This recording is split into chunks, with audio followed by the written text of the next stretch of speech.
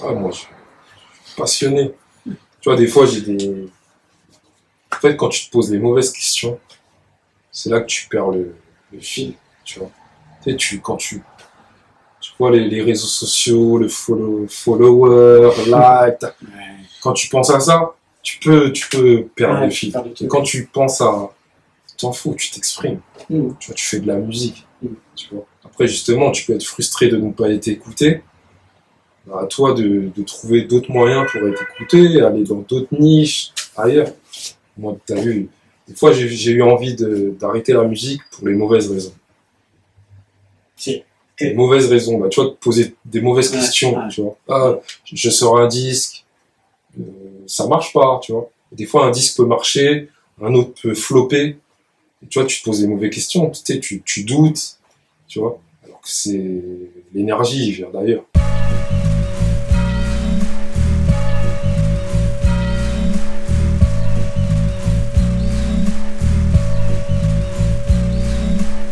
Azaya et Milk Beats pour Stay Tuned pour notre projet en commun. C'est bon? Ok, nickel. Ah, encore 2 secondes. J'ai pas envie d'avoir le portable. Bonjour à tous, j'espère que vous allez bien. Vous êtes sur Stay Tuned, bien évidemment. Nouveau numéro, nouvelle émission avec de nouveaux invités. Monsieur Azaya et Milk Beats, comment allez-vous? Ça va, nickel. Très bien. Azaya, on s'est vu en 2018. On s'était posé la question tout à l'heure. Toi, tu m'as dit 2018. 2018, c'est ça. On est en 2024. Ça fait 6 ans. Il s'est passé beaucoup de choses, hein. Quand on s'est vu en 2018, j'ai débuté mon label. Ouais. Et depuis ce moment-là, j'ai pas lâché, j'ai sorti quelques projets. Et voilà, je suis toujours là. Donc, beatmaker et comme tu dis, créateur du label Brain Connection 1978. Ok. Toi, Milk Beats, beatmaker, ingénieur du son. Et en fait, vous êtes là ensemble parce que vous avez réalisé un album commun qui s'appelle Where Miracles Can Happen. Moi, la première question que je voulais vous poser, c'est comment vous êtes rencontrés? Déjà, merci pour l'invitation. C'est chouette de pouvoir se retrouver ici et de pouvoir surtout discuter de comment les choses se sont passées entre Azaya et moi. Alors, très simple, les réseaux sociaux existent. On s'est envoyé plusieurs messages. On avait déjà discuté sur pas mal de choses ensemble, mais sans forcément avoir l'idée de créer un album ensemble. Ça a commencé avec un titre, ensuite un deuxième titre, et pris dans cet engouement, on s'est dit pourquoi pas partir sur un projet au départ digital. Et après voilà, après avec l'évolution et puis notre façon de travailler, alors on en parlera tout à l'heure sûrement, mais on s'est dit pourquoi pas partir sur un projet long format de façon à ce qu'on puisse mélanger nos styles, parce que c'était ça aussi qui était très important, le mélange de nos styles. Moi j'ai une façon de travailler, Azaya a une autre façon de travailler, et on ne sait pas sur quoi on partait, hein. Ça matche bien, ça matche pas bien. Finalement ça a super bien matché. Parce qu'on a fait ça aussi intelligemment. Il y a eu une certaine maturité aussi dans l'album, et ça a été très fluide. Voilà, tout au long de la conception, de la réalisation. Très peu de discussions parce qu'on était très très vite d'accord. Et puis surtout, ça s'est passé très très vite, quoi. Comment on s'est rencontrés? Déjà, ça fait pas mal d'années qu'on s'est rencontrés comme il dit sur les réseaux. À la base, on parlait de musique, de nos albums chacun de notre côté. Et un jour, je pense que c'est Emile qui m'a dit « Ouais, ce serait bien qu'on fasse de la musique ensemble ». Je pense que j'étais pas encore ouvert à ce truc-là. Et à un moment, on a eu le déclic. On a commencé à aller sur une méthode. Et ça a été fluide, direct. Franchement, je suis content du résultat qu'on a réussi à avoir.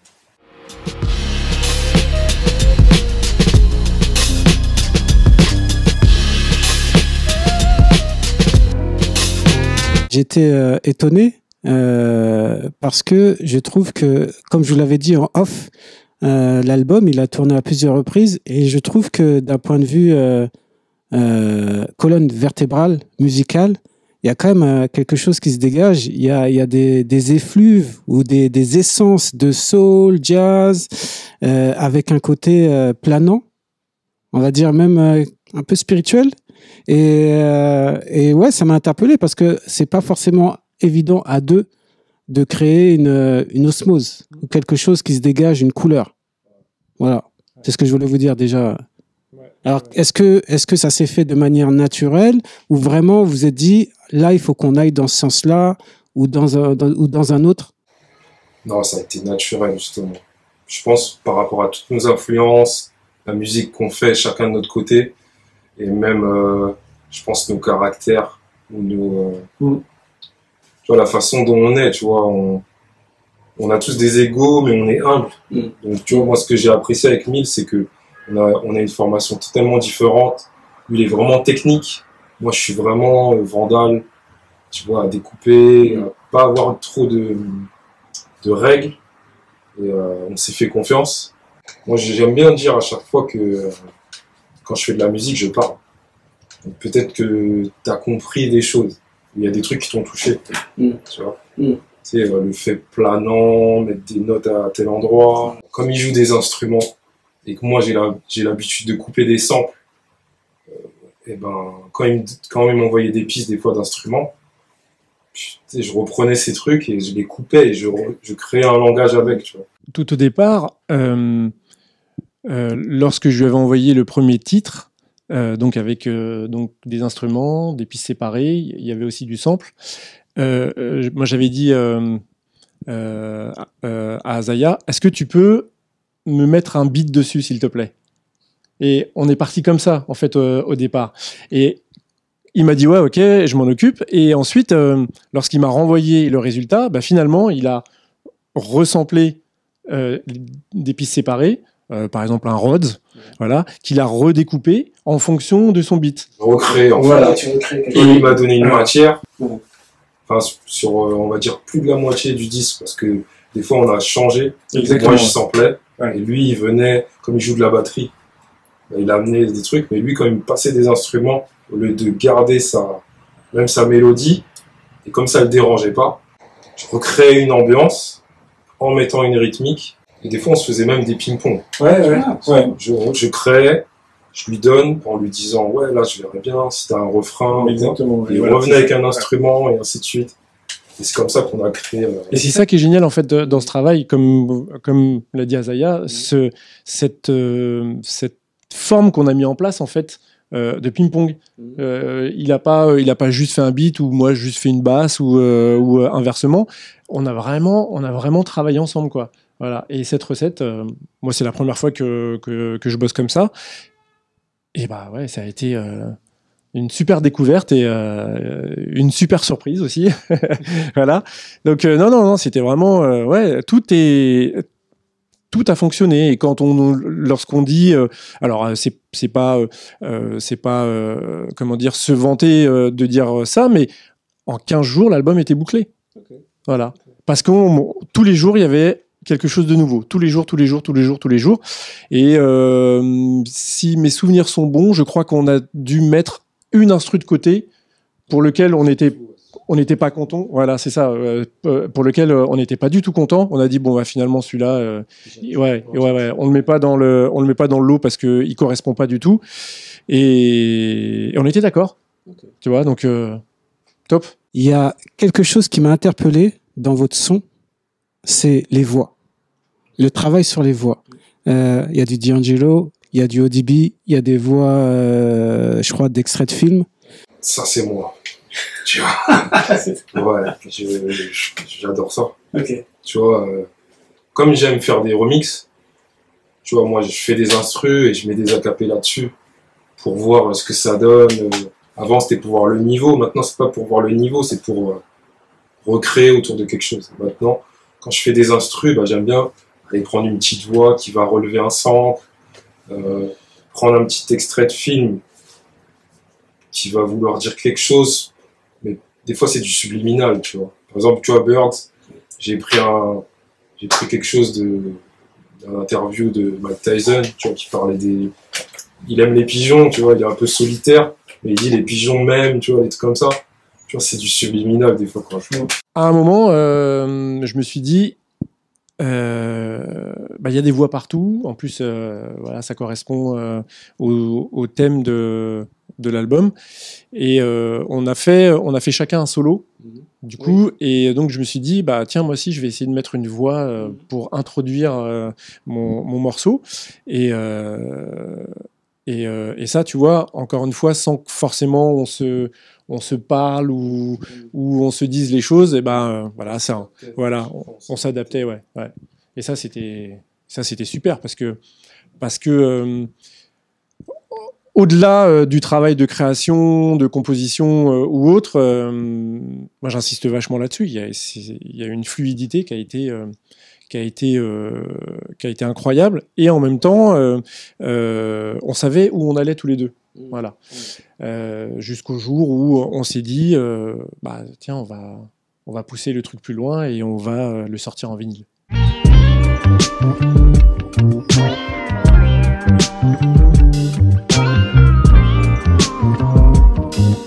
Et il y a peut-être des trucs que toi tu faisais pas, que toi aussi que tu ne faisais pas, et que tu as acquis parce que vous avez travaillé ensemble. Pour moi, c'est les instruments. Tu vois, à la base, vraiment, moi, je suis un gars qui sample. Après, depuis quelques années, je commence à pianoter des petits trucs. Tu vois, j'ai un sax derrière, je vais lâcher une note que je vais sampler, tu vois. Donc là, avoir quelqu'un qui peut jouer des accords et les enchaîner, ou faire venir un trompettiste, tu vois, ça m'ouvre des choses pour enrichir ma musique, tu vois. À la base, moi, quand j'ai commencé, je prenais un disque, je coupais, et voilà, la prod était finie. Après, je t'ai déjà expliqué ça. Après, j'ai pris un disque, j'ai coupé, j'ai pris un autre disque, j'ai rajouté dessus. Tandis que maintenant, je fais cette technique-là, mais aussi je pense aux musiciens que je pourrais apporter. Alors, moi, c'est ce que ça m'a permis et ce que ça m'a apporté, c'est dans un premier temps la couleur de l'album. J'ai jamais eu cette couleur en fait. J'ai jamais eu entre guillemets cette façon de taper les beats aussi, toujours un peu laid back, tu vois, toujours un peu en retard par rapport à la basse. Ça j'ai jamais eu. Moi c'est soit très calé ou alors un peu comme un jazzman, tu vois, si tu veux, un peu bancal sur des accords de piano, mais jamais entre la batterie, la basse et là pareil, tu vois, le fait d'envoyer des trucs très cadencés, très orchestrés 4/4 ou 3/4 par exemple sur un tempo. Et ben là, le fait que Azaya décale un petit peu le beat ou décale un peu la basse, ça apportait un truc en plus, quoi. Voilà, un groove en plus. Bah ça, moi, j'ai jamais eu ça sur mes quelques prods que j'ai sortis. J'ai jamais eu cette façon de jouer là. Voilà. Et ça, c'est génial, quoi. Après, moi, je suis un gars qui, on va dire, je quantise pas. Ouais. Tu vois, donc tout est au feeling, tout est au. Donc des fois, ça peut aussi, ça aurait pu le déstabiliser. Justement, il a respecté ce truc-là. Lui, il a apporté son truc, j'ai apporté mon truc, et tu vois, par exemple, le titre No Shame. Je crois il me passe les samples. Je sais pas, tu vois, la sonorité, tout ça, je suis parti dans mes influences, ça m'a fait penser à D'Angelo, tu vois, le groove de Voodoo. Et tu vois, la rythmique, j'ai joué avec cette cadence-là, et après j'ai été chercher les voix. On s'est inspiré, tu vois. Il y a eu une complémentarité, vraiment, quoi. Ouais, il y a, voilà, dans ce fameux ping-pong, sans cesse. Et puis jusqu'au moment où on se dit c'est bon, celui-là il est bouclé, c'est bon, on passe au suivant. Et voilà. Et puis ça a été comme ça tous les jours pendant un peu plus de 15 jours, quoi.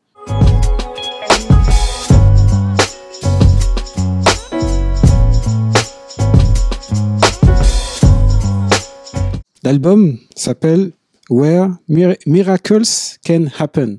Pourquoi ce titre? C'est deux gars qui viennent de milieux différents, cultures différentes, histoires différentes, façons de faire, et on a réussi à fusionner comme un truc miraculeux, quoi.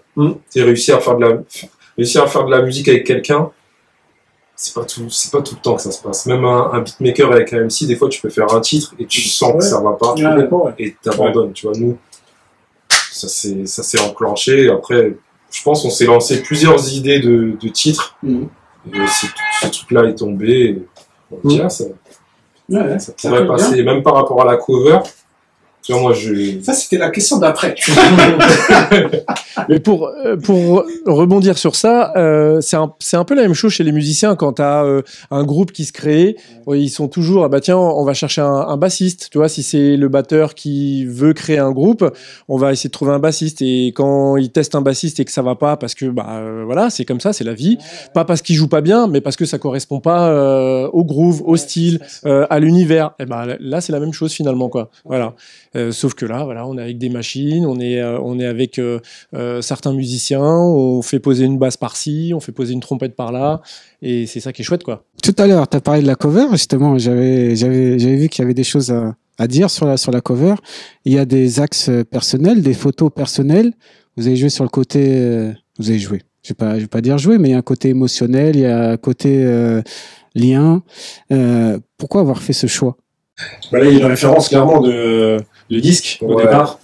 Voilà. En fait, à la base, comme il a un studio, tu vois, avec une SSL, moi, j'étais sur une idée un peu cliché. On fait une photo avec la grosse machine. Et après, à un moment donné, je lui ai proposé, je lui ai montré la cover d'un projet de Peanut Butter Wolf. Il y avait plein de photos. Et je lui dis, ce serait bien de prendre des photos personnelles de chacun et les distiller comme ça et créer un patchwork et raconter une histoire là-dedans. Et après, chacun a mis les photos qu'il avait envie. Et même par rapport aux dédicaces, tu comprends les photos, tu vois, les gens disparus, les gens là. Tu vois, c'est...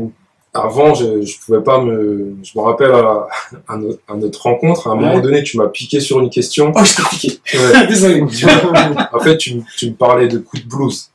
Tu vois, est-ce que tu as des coups de blues? Ah oui, je me souviens de ça. Tu vois, je me rappelle qu'à cette époque-là, tu vois, on parlait du Sherman. Tu vois, à cette époque-là, je pouvais pas parler de ma vie personnelle ou de mon vécu. C'est-à-dire, derrière des pochettes, je pouvais me cacher.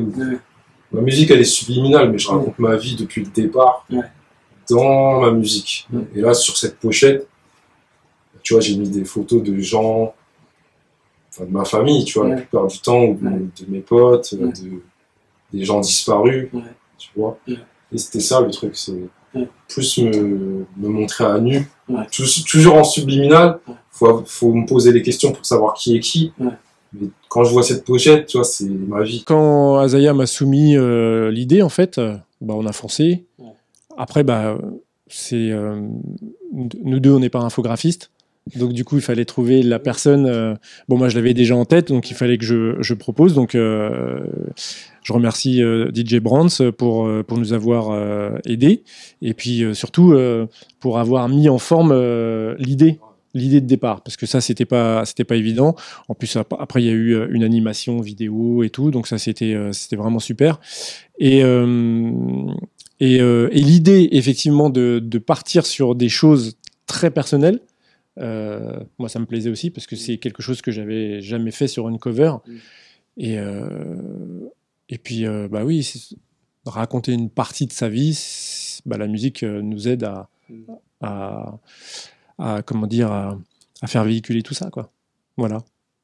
Et c'est ça qui est chouette, parce qu'encore une fois, on n'est pas parti sur la première idée que Azaya a eue, c'est-à-dire le studio devant la console, qu'on peut retrouver sur plein de pochettes finalement. Et encore une fois, voilà, on a poussé le truc un peu plus loin. On s'est dit, ouais, quand il m'a montré la cover de cet album, justement, j'avais putain, c'est une chouette idée, ça. Allez, on fonce, on voit si c'est possible. Donc, on a d'abord réuni les photos, ensuite on a envoyé ça à Brands, et puis il nous a dit, ok, pas de problème, je vous propose quelque chose. Voilà. Et puis ce qu'il nous a proposé, ça nous a plu. Il y a eu des petites choses à remodifier. On a retiré des photos, ajouté des choses. Le front était bien, le back, il fallait qu'on revoie des choses aussi. Voilà. Et le résultat est top, quoi. Comme le contenu, comme l'extérieur. Et nous, on est hyper satisfaits de. Tu vois, je suis fier de tout ça. Ouais.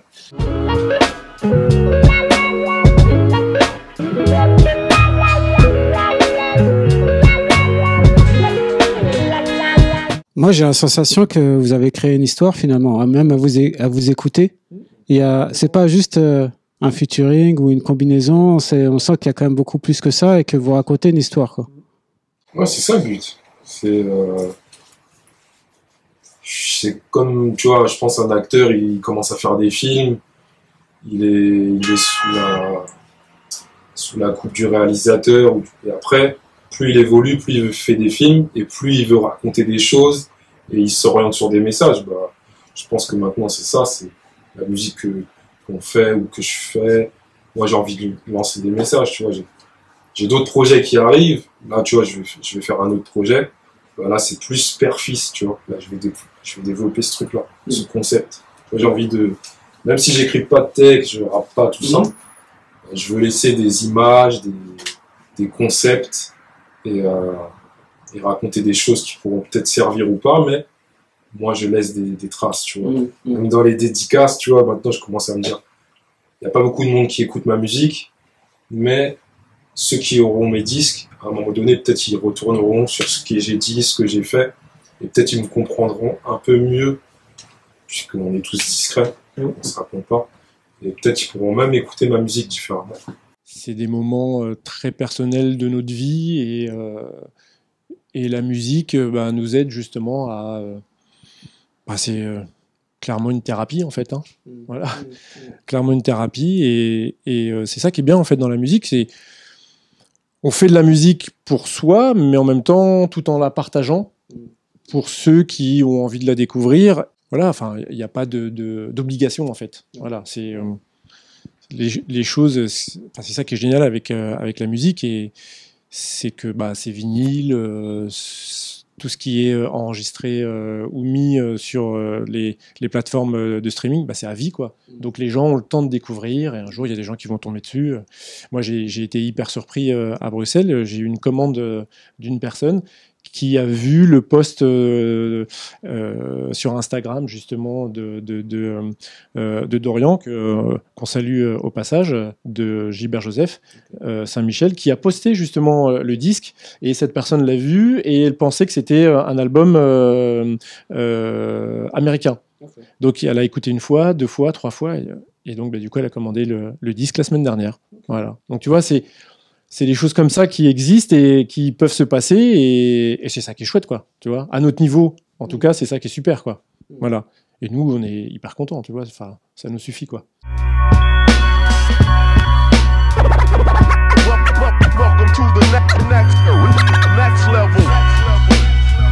J'ai failli passer à côté de votre disque, hein. C'est parce que je suis dans ton réseau, hein. Et j'essaie de refaire le fil à savoir comment je suis tombé dessus, mais je crois que c'est parce que t'as posté un truc, hein.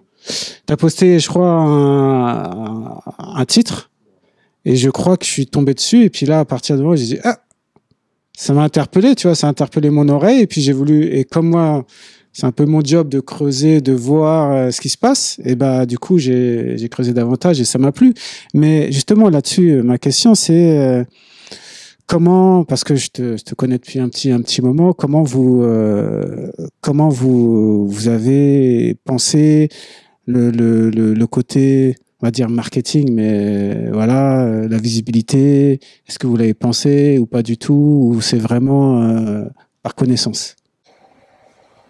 Moi, c'est un peu toujours la même stratégie. Ouais. Tu vois, justement, je suis dans le physique parce que Internet, tu vois, à un moment donné, c'était ouvert. Et maintenant, avec les algorithmes, tu vois, on est fermé sur la même bulle, tu vois. Donc, nous, de faire du physique, de mettre dans des magasins, ça fait que notre musique, elle est découverte par d'autres.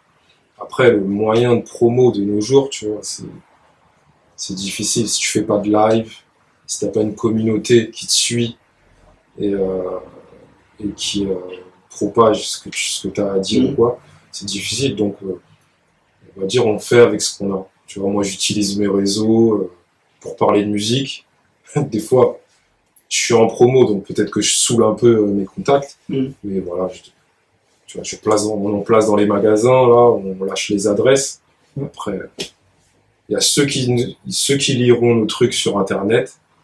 Et par exemple, si le disque est dans un magasin à Reims ou à Nantes, dans leur réseau à eux de magasins, sûrement qu'il y en a qui viendront acheter nos disques et nous découvriront. Et peut-être viendront se greffer sur nos réseaux ou quoi, mais sinon le budget, tu vois, on peut pas. C'est petite structure, petit pressage. Moi, j'ai toujours fonctionné comme ça, tu vois, ça fait depuis que je sors des disques, plus de 15-16 ans, j'ai toujours main à la main, magasin. C'est ça ma promo en fait. C'est proposer ma musique et attendre que des curieux ou que des gens se disent ah c'est pas mal, je vais écouter, je vais aller plus loin et acheter après, tu vois. Parce que chaque disque acheté, ça nous fait en faire d'autres après. Ouais, c'est ça, complètement. C'est pour ça que le streaming, tu vois, excuse-moi de te couper. C'est pour ça que le streaming, tu vois, au début, j'ai pas fait la guerre à ce truc-là, mais j'ai mis en garde, tu vois. Parce que dans l'underground, sortir un disque en stream quand t'as pas de popularité, tu rapportes rien. Là, si tu fais 2000 streams, 2000 écoutes ou 10 000 écoutes par mois, tu peux pas sortir de physique. Tu peux pas te régénérer, tu vois, en tant qu'artiste ou quoi. Donc moi, j'ai toujours privilégié de faire du physique, essayer de le placer en magasin, récupérer mes billes, en vendre quelques-uns sur Internet, main à la main. Je récupère, je réinvestis, et ainsi de suite. Tu vois. Depuis que j'ai mon label, tu vois, j'ai sorti pas mal de vinyles, de CD, j'ai toujours fait ça. Toujours, j'ai pas utilisé l'argent que je récupérais pour ma vie personnelle. Tu vois, j'ai un métier à côté qui me permet de vivre, de faire ce qu'il faut, tu vois, pour mon loyer, mes enfants, tout ça. Mais l'argent de la musique, c'est toujours presque réinjecté dans la musique pour continuer d'exister.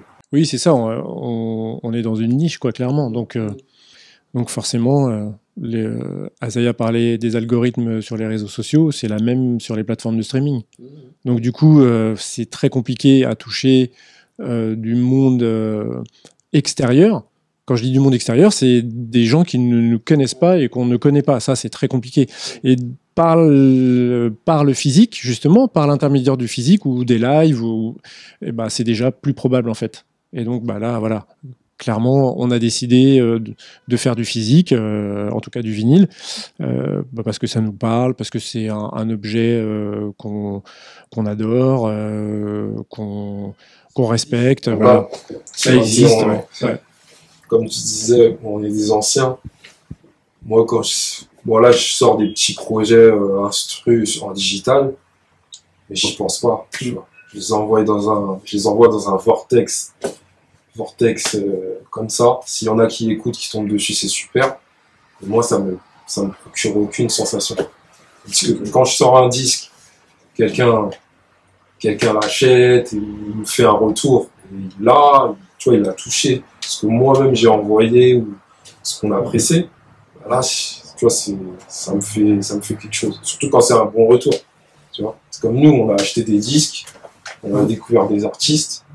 Tu vois, on sentait l'artiste sans le connaître, tu vois. Tu sais, des Américains, maintenant, on les voit sur les réseaux, on peut même leur parler. Mais avant de leur parler, pendant 20 ans, on les a écoutés. Et quand on lisait les crédits, on regardait les photos, on avait l'impression de connaître... ah ouais, il vient du Queens, ah ouais, il vient de Brooklyn. Ouais, c'est ça, ouais. Tu sais, on sentait quelque chose. Maintenant, en streaming, tu sais, tu as des playlists, des trucs. Moi, je ressens rien, en tout cas. Je ressens rien à tout ce truc-là.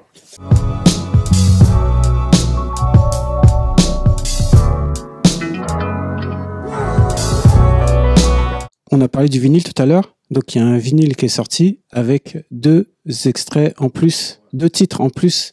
Et c'est marrant parce que là, j'ai regardé une info tout à l'heure ou hier qui disait que maintenant le vinyle, en tout cas en France, avait dépassé les ventes de CD, Donc, quelque part, vous êtes aussi Vous avez senti un peu, pas senti les choses, mais le fait que il y a un juste retour qui se fait, parce que finalement, il y a 2 titres qui sont écoutables uniquement sur le vinyle, et donc il y a un axe prioritaire sur le vinyle.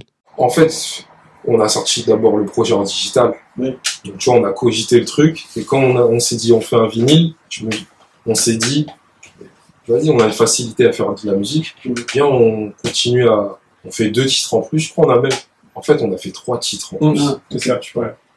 On a fait 3 titres, un qu'on avait mis en digital, sur Bandcamp, et les 2 autres, on s'est dit, vas-y, on les met sur le vinyle.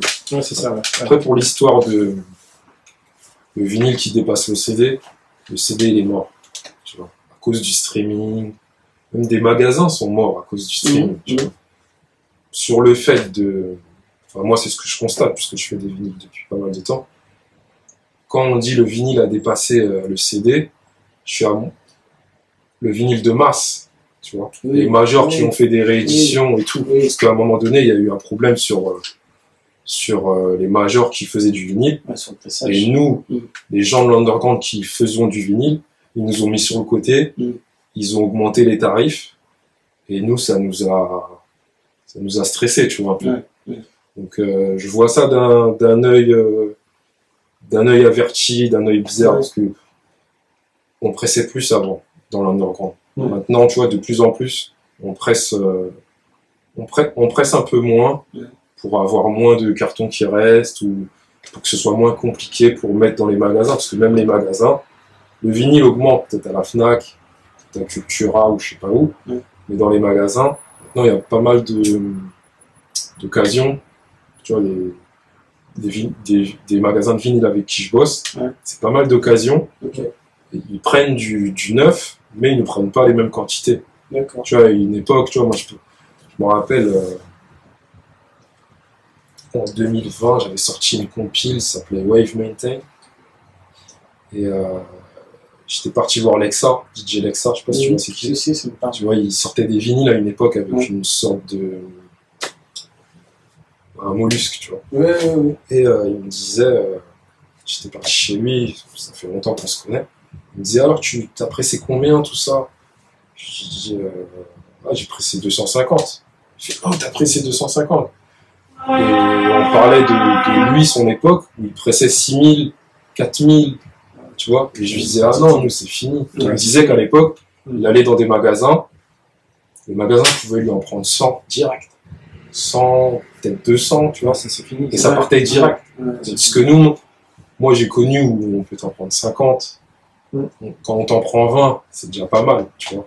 Si tu places 20 disques dans 10 magasins, ça fait 200. Ouais, c'est sûr. Et de plus en plus, c'est descendu. 10. Des fois, il y a des magasins, ils t'en pressent 5 parce qu'ils sont pas sûrs de pouvoir les vendre. Donc, tu vois, c'est pour l'underground, en tout cas, dans mon cas, j'ai vu le chiffre monter pour le vinyle, mais pour nous, les possibilités plus réduites. Sauf si tu deviens une distrib vraiment, t'as 50 magasins, tu vois, c'est ça, facile. Ouais. 50, 100 magasins. Et finalement, les usines se sont adaptées au label hyper indépendant, donc tout petit label. C'est pour ça qu'on peut maintenant sortir des quantités sans exemplaires, quoi. Voilà, minimum 100 exemplaires. Donc ça, c'est quand même relativement bien à notre niveau. Avant, c'était 300 minimum. Après, avant, c'était encore 500. Et voilà, on est à 100, quoi. Voilà. Et 100, ça nous permet alors en plus, on a mis une toute petite stratégie en place qui vaut ce qu'elle vaut, mais il y a eu des précommandes. Donc on a mis un site en place, il y a eu des précommandes. Voilà, il y a des gens qui ont joué le jeu et merci encore une fois d'avoir joué le jeu et d'avoir pu commander directement sur le site. Donc ça nous a permis d'avoir un petit peu de trésorerie pour pouvoir presser directement à 100 exemplaires. Voilà. Après, tout dépend des projets. Complètement. Tu vas mettre un Américain. Tu vois, moi j'ai vu ça à l'époque. Tu mets un Américain, c'est le bon Américain. Tu peux presser 300, 500, et les magasins vont se jeter dessus. Mais quand tu fais de l'instrumental, de plus français, avec des Français, c'est plus difficile. J'ai vu, à un moment donné, j'arrivais à distribué au Japon, en Allemagne, tu vois, avant le Covid. Ouais. Après, il y a eu le Covid, tu vois, il y avait eu Fukushima au Japon. Après, ça devenait plus fermé. En fait, le marché avait changé. Et, une certaine catégorie de rap était presque prioritaire sur les commandes.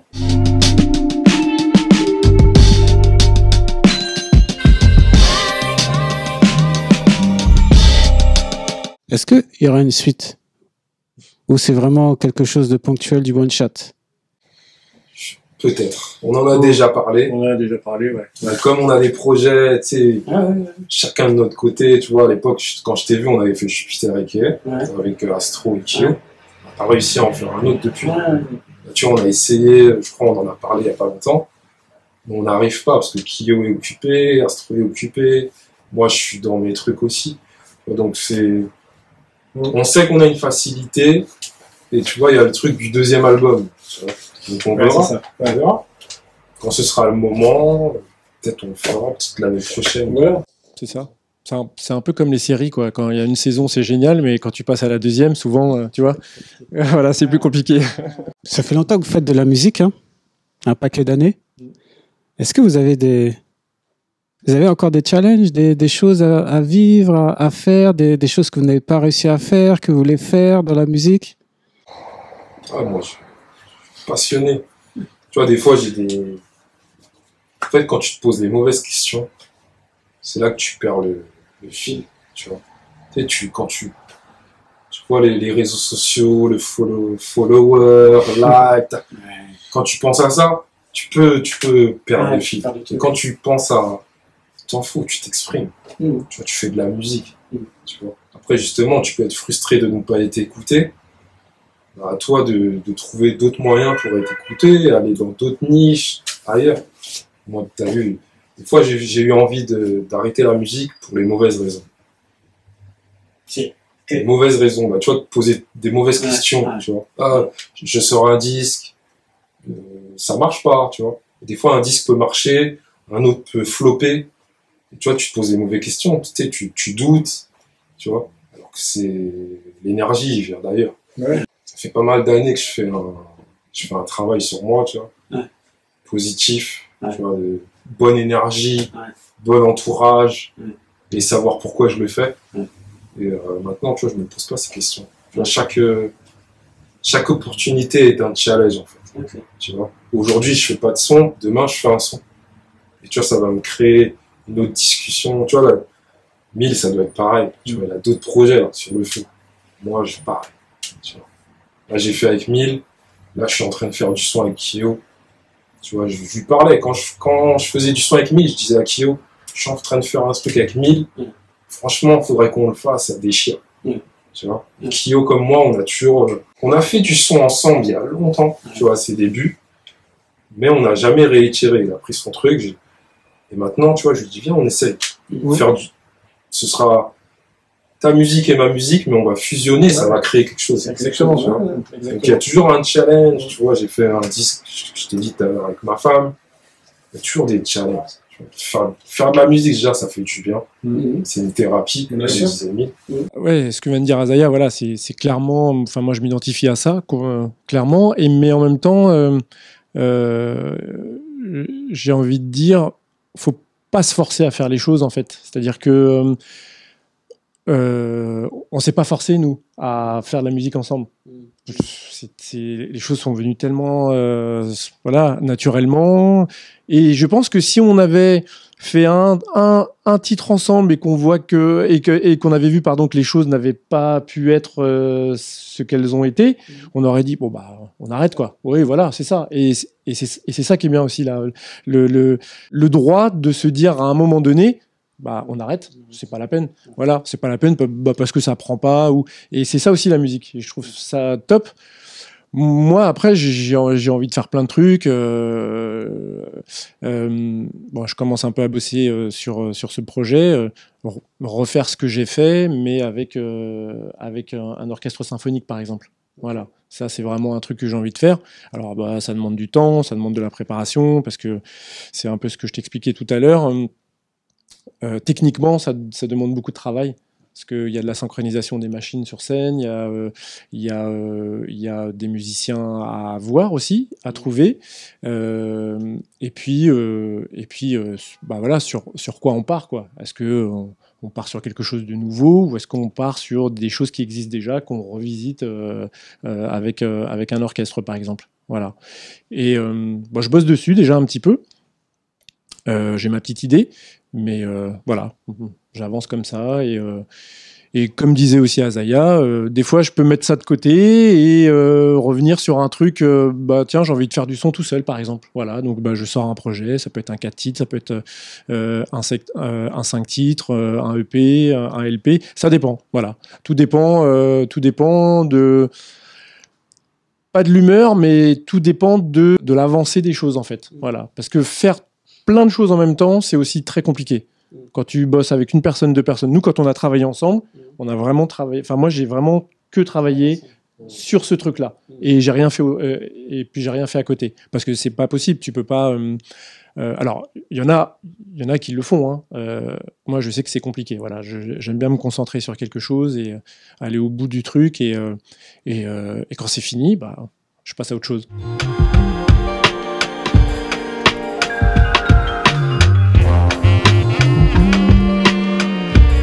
Alors, je vais vous donner une série de mots. Et instinctivement, pourquoi tu rigoles? Tu me l'as déjà fait. Ouais, c'est normal, c'est un petit rituel, ça. Le rituel, il est toujours là. On les garde.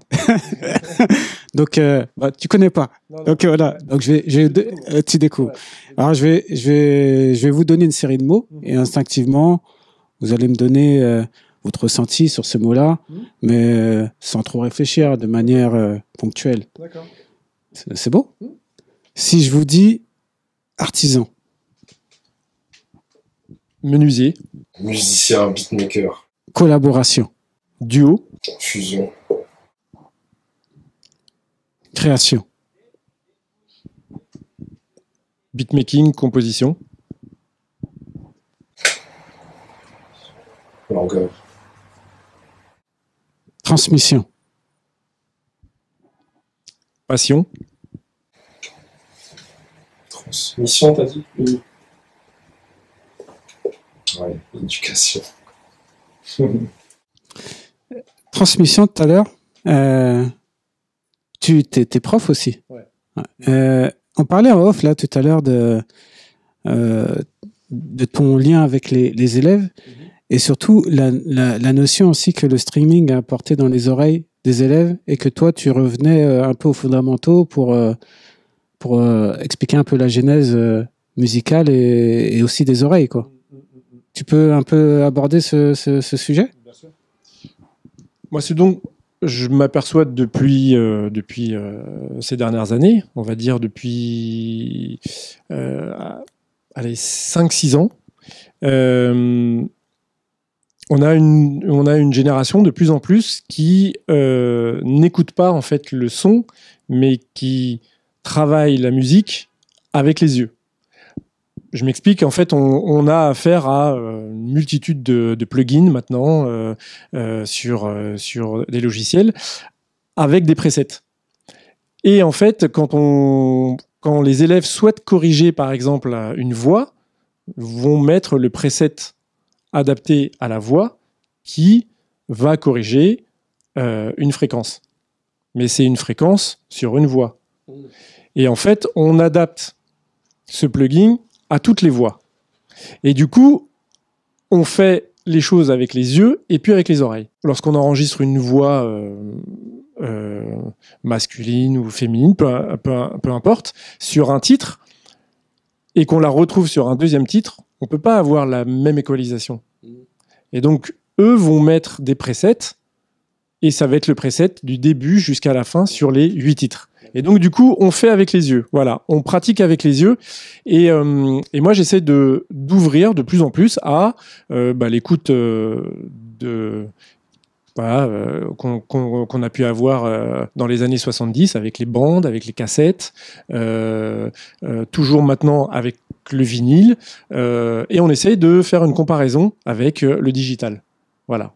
Et alors c'est dur parce que forcément eux n'ont pas été habitués à écouter des choses analogiques, du son analogique, donc c'est très compliqué. Et je dis pas que c'est facile. Hein. Moi, si on me fait écouter du digital et du CD ou du vinyle, je suis pas sûr de deviner qui est le digital et qui est le vinyle. Mais du coup, le fait de pouvoir habituer son oreille à travailler d'une certaine façon, voilà, ça permet aussi de comprendre les machines, ça permet aussi de comprendre le studio, le monde analogique, et on a aussi le droit à mon sens, de pouvoir mélanger les deux. Et c'est ça qui est bien, le monde numérique et le monde analogique. Et c'est ça qui est chouette maintenant. Mais le streaming, c'est une forme d'écoute. Et je pense que on n'écoute plus la musique comme avant. Quand on pose un vinyle, on écoute le disque du début jusqu'à la fin. C'était aussi le cas avec le CD, mais on avait la télécommande, donc on pouvait zapper aussi. Mais du coup, le vinyle permet d'écouter l'album du début jusqu'à la fin. Comme disait très justement Azaya tout à l'heure, c'est une histoire. Mais dans tous les styles, quelqu'un qui s'est fait, qui s'est donné les moyens de raconter une histoire sur son disque, de la première chanson à la 14e chanson, sur un vinyle, on l'écoute du début jusqu'à la fin. Voilà, c'est très rare d'aller vers la platine et de dire bah ça j'aime pas, je zappe. C'est très très rare. C'est pas une habitude qu'on avait nous quand on était plus jeunes. Donc maintenant le digital a permis, on en parlait aussi tout à l'heure en off, de créer ses propres playlists sur un album de 10 chansons, par exemple le nôtre où on en a 14. On va en prendre 2, on va le mettre sur une playlist et puis les autres on les oublie quoi. Voilà, c'est un peu ça que je reproche sur cette façon d'écouter et sur cette mode, parce que elle existe. Il y a des algorithmes, il y a en plus voilà, Spotify, quand tu écoutes un titre, 2 titres, 3 titres à peu près identiques, va te proposer 3 jours plus tard d'autres titres. Ça peut être intéressant, mais il faudrait écouter l'album entièrement. Voilà, et c'est ça que je reproche.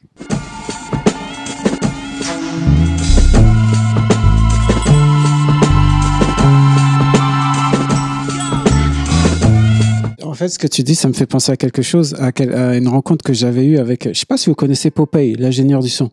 Oui.